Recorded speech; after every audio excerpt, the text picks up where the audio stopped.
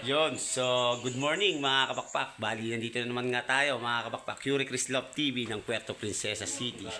So ngayon nga mga kapakpak is magluluto naman tayo ng belly ng Blue Marlin. Isisigang natin yan mga kapakpak. So paano nga ba mga kapakpak isigang yan? Ito, panoorin nyo. Let's go. So ito nga yung mga gagamitin nating pangsahog. Ayan. Sibuyas, luya, kamatis, then yung ating belly ng Blue Marlin. Ayan, at saka gabi and kangkong mga kabakpak. So, pinapainit na nga natin yung ating kawali.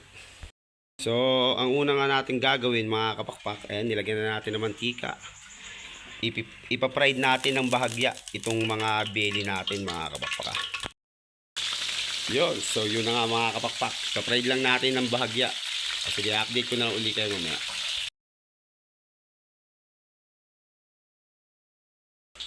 So, naipirito na nga natin mga kapakpak yung ating belly na Blue Marlin. Ayan o.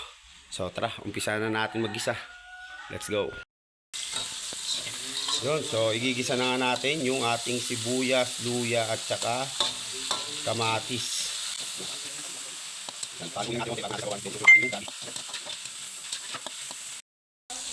So, dahil medyo nagisa na natin yung ating mga rekado, lalagyan na natin ng tubig. Yan, pakuluin na lang natin ngayon mga kapakpak. So, muntikan pala natin makalimutan yung gabi. Ayan, sasabay na natin yan. Para lumambot na. Kasing lambot ng pagmamahal mo. At syempre, bago ang lahat, lagyan natin ng asin. Yan o.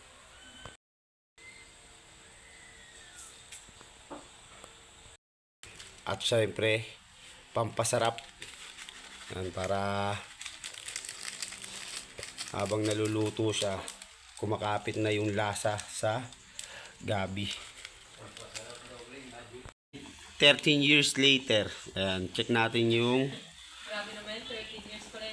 gabi kung malambot na. Bago natin ilagay mga kapakpak yung ating isda.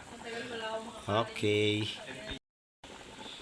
So, dahil malambot na nga yung gabi natin, isusunod na natin syempre yung ating belly. Yan.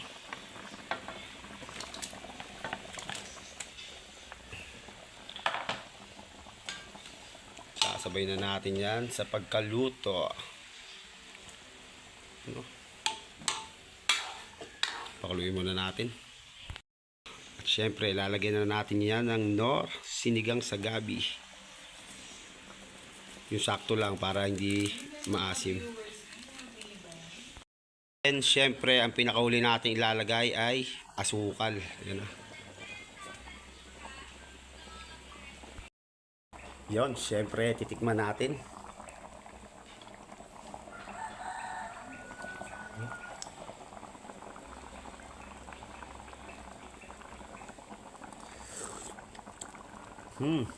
Okay. So, dahil okay na ang lasa para sa atin, lalagay na natin ang ating kangkong. Yun o. So, antayin na lang natin maluto. So, hanggang dito na lang muna tayo. Yan na. Sa mga gustong matakam, ayan na po ang video. Mamalengke na kayo at magluto rin ng ganitong luto ng sinigang. Please like, comment, and share ng aking video. Bye!